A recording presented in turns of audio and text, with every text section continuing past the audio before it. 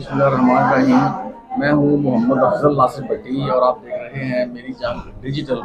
नाज़रीन, हम इस वक्त मौजूद हैं DHQ हॉस्पिटल कसूर के सर्जिकल वार्ड में। यहाँ पे हमारे सामने एक पेशेंट है, आरिफ इसका नाम है। इसके बाजू और टांगें तोड़ दी गई हैं, ये आप देख सकते हैं। तशद्दुद करके इसके बाजू और टांगें तोड़ दी गई हैं और हम इनसे बात करेंगे कि इनका मसला क्या है, क्यों इनका तशद्दुद किया गया, क्यों उनके बाजू और टांगें तोड़ी गई, किसने तोड़ी हैं और उनका मुतालबा क्या है। ये आरिफ साहब, तुझे कितने रहंदे जे? पाले पाले। ते तुझे कौन होंदे जे? डोगर। डोगर। ते की मसला की है तेरा? मसला है जनाब उत्थे न ट्रालिया ना सरकारी खड़ी बुवे किथे? बुवे मेरे अगे पाले। पाले एक काली ट्राली सी? वापटा वालियां दी। बाप डालियां दी। अच्छा। ओ ना सुबह उठा चढ़दे सूरजी मैनू उनदे बड़ा तंगी सी। काली तंगी सी? भी लंघन टप्पन तो। अच्छा, रास्ता रुकिया इस तरह? रास्ता रुकिया सी, मैं थोड़ा जिहा लंघदा सी। अच्छा। भी रेड़ी मसा लंघदी सी, और कोई शै नहीं सी लंघदी। अच्छा। ते पट्ठे नहीं सी लंघदे? पट्ठे नहीं सी लंघदे। अच्छा। ते रोज मैं चुक के बाहर ना घरे रखदा सा ते फिर कुतरदा सा। ते उथों मैं ना बड़ा जलील होआ ते उन्हां ना मैं उथों कूड़ा होंजना पिया ते सफाई पे करना उहदे कोलों नाली नूली ते बूहा आपदा। अच्छा। ते ओ मैं जनाब बाहर सट्टन गया जिला ते उथों गुजरां दा हैगा सी एक तारक गुज्जर वल ताजदीन, एक ही मसूद उहदा भरा छोटा उहदे तो। अच्छा। ओ मेरे ना मैं उथों सट के कूड़ा लगाना राज पिंडों बाहर ही कोई 2-3 किले। ਉਹ ਮੇਰੇ ਨਾਲ ਜਾਂਦੇ ਡਾਂਗਾ ਮਾਰ ਲੱਗ ਪਿਆ। ਬਸ ਐਵੇਂ ਬਸ ਗੱਲੀ ਬਾਤੀ ਨਾ ਉਹਨਾਂ ਨਾਲ ਮੈਂ ਲੜਿਆ ਨਾ ਘੁਲਿਆ।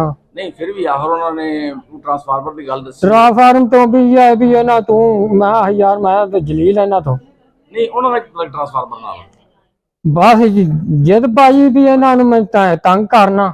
ਜਿੱਦ ਪਾਈ ਮੇਰੇ ਤੋਂ ਉਹਨਾਂ ਕੀਤੀ ਨਾ ਵੀ ਇਹਦੇ ਬੂਹੇ ਕਿਉਂ ਆਪੇ ਜਲੀਲ ਹੋਵੇਗਾ। ਅੱਛਾ ਅੱਛਾ ਠੀਕ। ਫਿਰ ਮੀਆਂ ਉਹ ਮੈਂ ਉੱਥੇ ਆਇਆ ਤੇ ਹੁਣ ਕੁੱਟਣ ਲੱਗ ਪਿਆ ਡਾਂਗਾ ਨਾਲ, ਮੇਰੀਆਂ ਬਾਹਾਂ ਤੋੜਤੀਆਂ ਜਨਾਬ ਉਹਨੇ। ਅੱਛਾ। ਕੋਈ ਲੱਤਾਂ ਦੇ ਮਾਰੀ ਗਿਆ, ਕੰਧ ਚ ਮਾਰੀ ਗਿਆ ਨੇ। ਮੈਨੂੰ ਉੱਥੇ ਬੇਹੋਸ਼ ਕਰਕੇ ਸੱਟ ਆਏ ਨੇ ਬਾਹਰ ਹੀ। ਫਿਰ ਮੇਰੇ ਭਰਾ ਗਏ ਨੇ ਪਿੰਡੋਂ, ਇੱਕ ਆਸਫ ਇੱਕ ਉਹਦਾ ਨਾਂ ਹੈ ਮਾਨਤ, ਉਹ ਮੇਰੀ ਫੁੱਫੀ ਦਾ ਪੁੱਤਰ ਹੈ।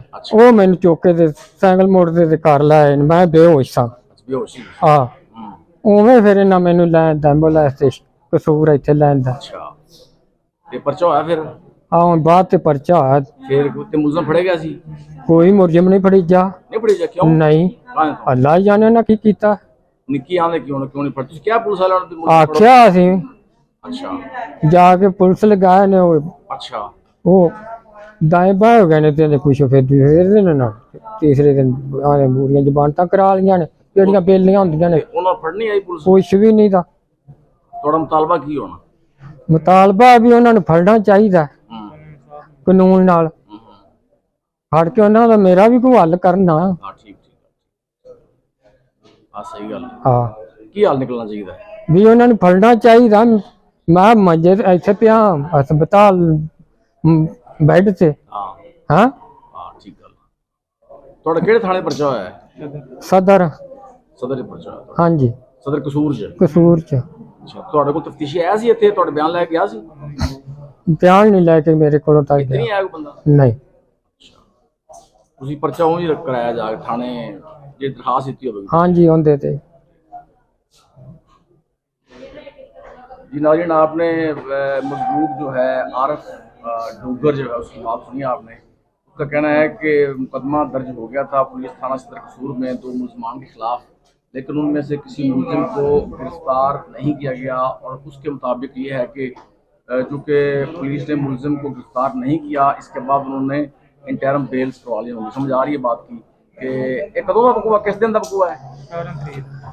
ना जनाब बुधवार 17 ਤਰੀਕ 2:30-3 ਦਾ ਟਾਈਮ ਹੋਵੇਗਾ ਜਦੋਂ ਨਾ ਮੈਨੂੰ ਮਾਰਿਆ।